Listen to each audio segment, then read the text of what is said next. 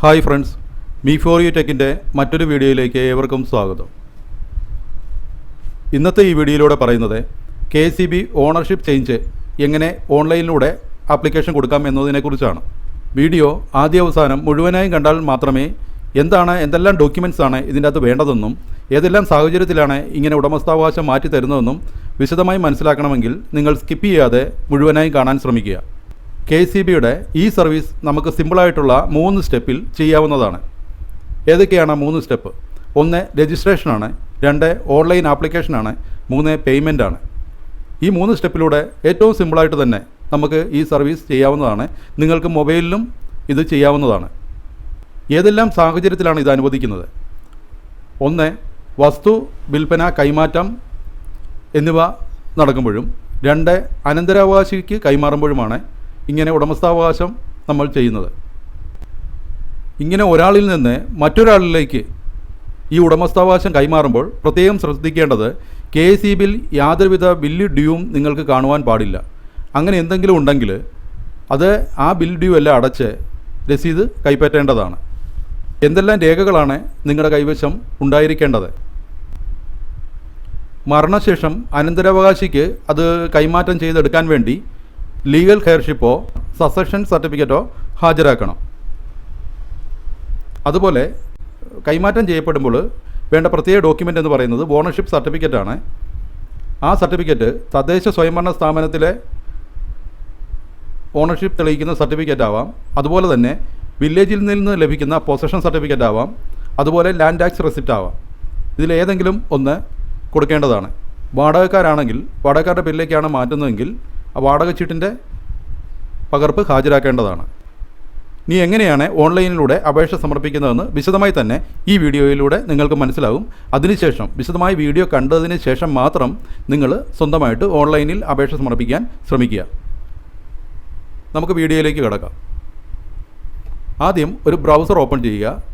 അവിടെ KCB self service എന്ന് enter ചെയ്യുക.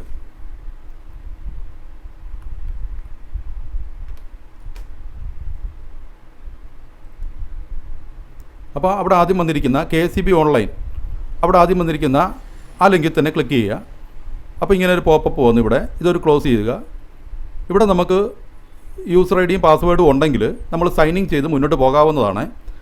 ഇത് രണ്ടും ഇല്ലെങ്കിൽ നിങ്ങളൊരു ന്യൂ യൂസർ രജിസ്ട്രേഷൻ ചെയ്യേണ്ടതുണ്ട്. ഈ കാണുന്ന ന്യൂ യൂസർ രജിസ്ട്രേഷനിൽ ക്ലിക്ക് ചെയ്യുക. ഇവിടെ നിങ്ങളുടെ ബില്ലിൽ കാണും ഒരു കൺസ്യൂമർ നമ്പർ. അത് കൃത്യമായിട്ട് ഇവിടെ എൻ്റർ ചെയ്ത് കൊടുക്കുക. എൻ്റർ ചെയ്തതിന് ശേഷം ബിൽ നമ്പറിൻ്റെ ലാസ്റ്റ് 5 ഡിജിറ്റിൽ ഇവിടെ എൻ്റർ ചെയ്യേണ്ടതുണ്ട്. അത് നിങ്ങൾ ആ ബില്ലിൽ തന്നെ നോക്കിയാൽ കാണും. അവസാനത്തെ 5 അക്കം ഇവിടെ എൻ്റർ ചെയ്ത് കൊടുക്കുക. അതിനുശേഷം നിങ്ങൾ ക്രിയേറ്റ് ചെയ്യേണ്ടത് ഒരു യൂസർ ഐ ഡിയാണ്.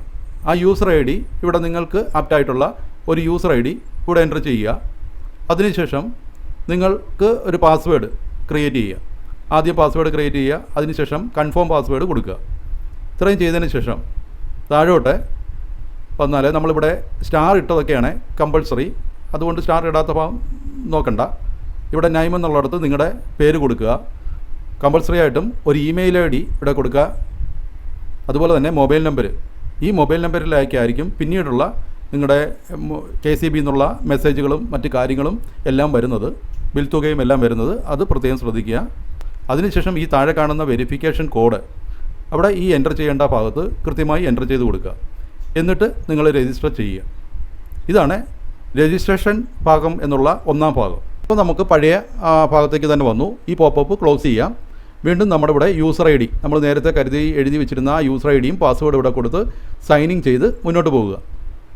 അപ്പോൾ ഇങ്ങനെ ഒരു പേജിലേക്കാണ് നമ്മൾ വരുന്നത്. ഇവിടെ നമ്മുടെ ബിൽ ആൻഡ് സർവീസ് ഉണ്ട്. അപ്പം നമുക്കിവിടെ വേണ്ടത് ഓണർഷിപ്പ് ചേഞ്ചാണ്. ഈ 3ാമത് കിടക്കുക ആ ഒരു ബ്ലൂ കോളത്തിൻ്റെ പിന്നെ അതിനുശേഷം 2ാമത് കിടക്കുന്ന ഓണർഷിപ്പ് ചേഞ്ച് അവിടെ ക്ലിക്ക് ചെയ്യുക. ആ ക്ലിക്ക് ചെയ്യുന്ന ഉടനെ നിങ്ങൾക്ക് ഇവിടെ അതിൻ്റെ ഇൻസ്ട്രക്ഷനൊക്കെ ഉണ്ട്. ഇവിടെ 2 സാഹചര്യത്തിലാണ് ഇത് മാറ്റുന്നതെന്ന് ഞാൻ നേരത്തെ പറഞ്ഞിരുന്നു. അത് രണ്ടുമാണ് ഇവിടെ കൊടുത്തിരിക്കുന്നത്.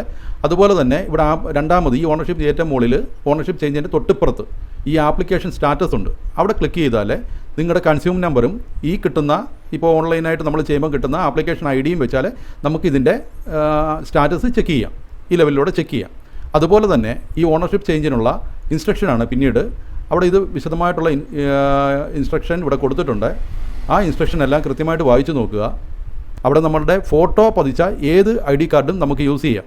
അത് ഇലക്ഷൻ ID ആകാം, പാസ്പോർട്ട് ആകാം, ഡ്രൈവിംഗ് ലൈസൻസ് ആകാം, റേഷൻ കാർഡ് ആകാം, അത് ഫോട്ടോ ഐഡൻറ്റിറ്റി, നമ്മുടെ ഫോട്ടോ പതിച്ച റേഷൻ കാർഡ് ആയിരിക്കണം. അത് കൂടുതലും വീടുകളിലെ സ്ത്രീകളുടെ ആയിരിക്കും ഫോട്ടോ പതിച്ചിരിക്കുന്നത്, അത് ശ്രദ്ധിക്കുക. പാൻ കാർഡാകാം, ആധാർ കാർഡാകാം, അതുപോലെ തന്നെ NPR കാർഡാകാം. പിന്നെ photo identity certificate from village, panchayat or municipality corporation, ഈ തദ്ദേശ സ്വയംഭരണ സ്ഥാപനത്തിലോ റവന്യൂ വകുപ്പിലെയോ ഒക്കെ ഫോട്ടോ പതിച്ച ഐഡൻറ്റിറ്റി സർട്ടിഫിക്കറ്റ് ഉണ്ടെങ്കിൽ നമുക്കതും യൂസ് ചെയ്യാം എന്നാണ് ഇതിൻ്റെ അത് കൃത്യമായി പറഞ്ഞിരിക്കുന്നത്. ഈ ഇൻസ്ട്രക്ഷൻ എല്ലാം നോക്കിയതിന് ശേഷം ഓണർഷിപ്പ് ചേഞ്ചിലെ ഈ പഴയ ആ ഒരു പൊസിഷനിലേക്ക് തിരിച്ചു വരിക. അവിടെ നമ്മൾ ഇനിയും പോകേണ്ടത് അപ്ലൈ നൗ ആണ്. ഇവിടെ അപ്ലൈ നൗ എൻ്റർ ചെയ്യുക.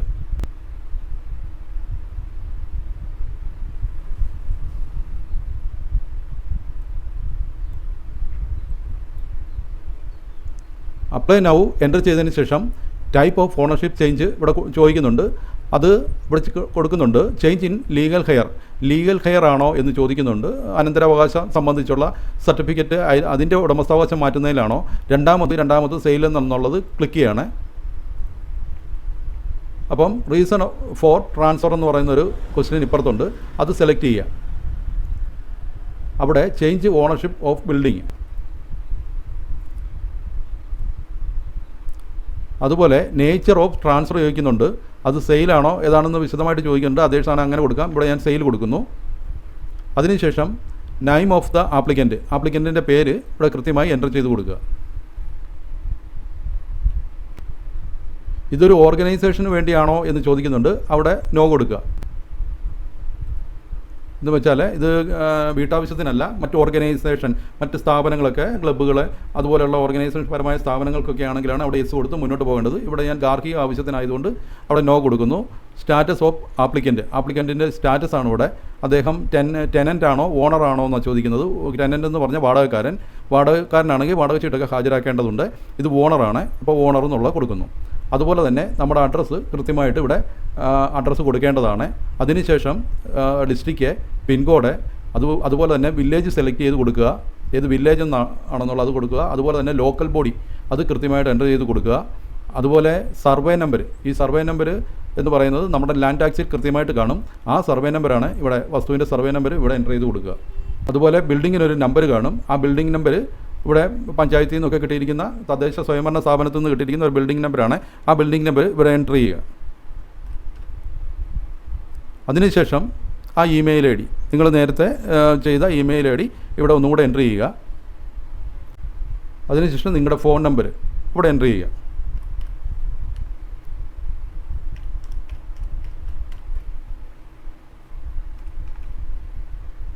അതിനുശേഷം പാൻ നമ്പർ ചോദിച്ചിട്ടുണ്ട്. അത് കമ്പൾസറി അല്ല, റെഡ് മാർക്ക് ഉള്ളതൊക്കെ കൃത്യമായിട്ട് തന്നെ നിങ്ങൾ എൻ്റർ ചെയ്ത് പോകേണ്ടതുണ്ട്. അതിനുശേഷം കൺഫേം ചെയ്യുക.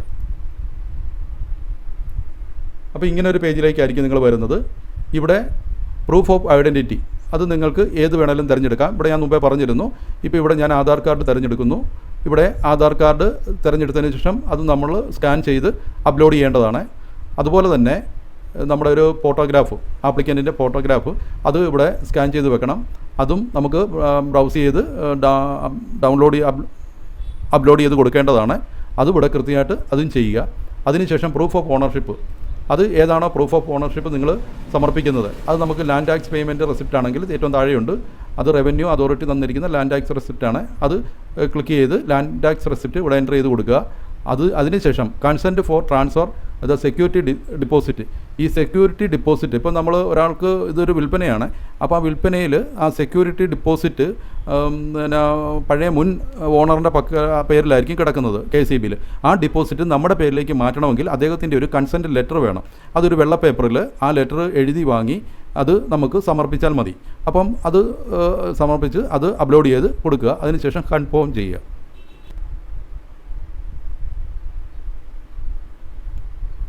അതിനുശേഷം ഇവിടെ പേയ്മെൻറ്റ് ടോട്ടൽ ഡിമാൻഡ് കാണിച്ചിട്ടുണ്ട്. ഇവിടെ നീ ആരോ മാർക്കിൽ, അവിടെ നമ്മൾ ഈ ആരോ മാർക്ക് ക്ലിക്ക് ചെയ്യാതാൽ അതിൻ്റെ വിശദമായിട്ടുള്ള പേയ്മെൻറ്റ് ഇവിടെ കാണിച്ചിട്ടുണ്ട്. ആ ഓണർഷിപ്പ് ചേഞ്ചിനുള്ള പേയ്മെൻറ്റാണ്. അത് പ്രൊസീഡ് ചെയ്ത് അത് 135 രൂപയാണ് ഇപ്പോൾ ട്രാൻസ്ഫറിന് പറയുന്നത്. അവിടെ പ്രൊസീഡ് കൊടുക്കുക. അടുത്ത പേജിലേക്ക് വന്നു. ഇവിടെ നമുക്ക് നമ്മുടെ ആപ്ലിക്കേഷൻ ഫീസുണ്ട്. അതുപോലെ തന്നെ പ്രോസസ്സിംഗ് ചാർജ് ഉണ്ട്. ഇതെല്ലാം വിശദമായിട്ട് ഇതിവിടെ കാണിച്ചിട്ടുണ്ട്. ഇവിടെ നമുക്ക് നെറ്റ് ബാങ്കിങ്, UPI, അതുപോലെ ക്രെഡിറ്റ് കാർഡ്, ഡെബിറ്റ് കാർഡ്, ഇതൊക്കെ കൃത്യമായിട്ട് ഇവിടെ കാണിച്ചിട്ടുണ്ട്. ഇതേതാണ് നിങ്ങൾക്ക് ആപ്റ്റായത് അത് തിരഞ്ഞെടുത്ത് നിങ്ങൾ പേയ്മെൻറ്റ് നടത്തേണ്ടതാണ്.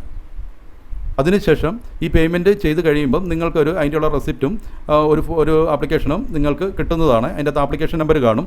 അതുപോലെ തന്നെ നമ്മൾ ശ്രദ്ധിക്കേണ്ടത്, നമ്മൾ ഈ അപ്ലോഡ് ചെയ്ത ഡോക്യുമെൻറ്റ്സ് എല്ലാം കൃത്യമായിട്ട് തന്നെ KSEB നിന്ന് ഇൻസ്പെക്ഷൻ ആൾ വരുമ്പോൾ അതിൻ്റെ ഹാർഡ് കോപ്പി കൃത്യമായിട്ട് തന്നെ അവരെ ഏൽപ്പിക്കേണ്ടതാണ്. അതെല്ലാം നിങ്ങൾ കൃത്യമായിട്ട് കരുതി വെക്കേണ്ടതാണ്. ഇപ്പോൾ ഇത്രയും കാര്യം നിങ്ങളോട് പറഞ്ഞ കൂട്ടത്തിൽ ഒരു കാര്യം ഞാൻ വിട്ടുപോയി. അത് വീണ്ടും നിങ്ങളെ ഞാൻ ഓർമ്മിപ്പിക്കുകയാണ്.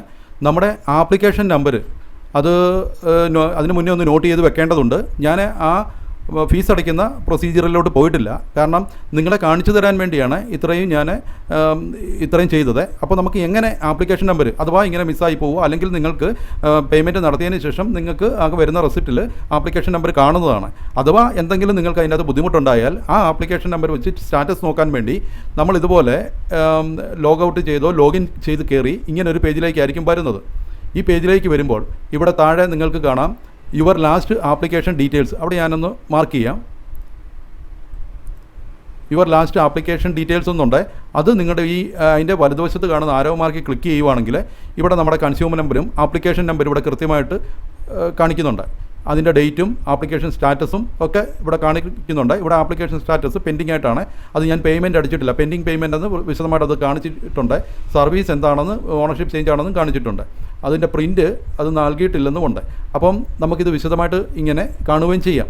അത് നിങ്ങളെ പറഞ്ഞു തരാൻ മറന്നുപോയിൽ ഖേദിക്കുന്നു. അപ്പോൾ ഇങ്ങനെ ഒരു ഓപ്ഷൻ നിങ്ങൾക്ക് ആപ്ലിക്കേഷൻ നമ്പർ വീണ്ടെടുക്കാനുണ്ട്. അപ്പം വീഡിയോ ഇഷ്ടപ്പെട്ടാൽ ലൈക്ക് ചെയ്യുക, ഷെയർ ചെയ്യുക, സബ്സ്ക്രൈബ് ചെയ്യുക. Thank you very much.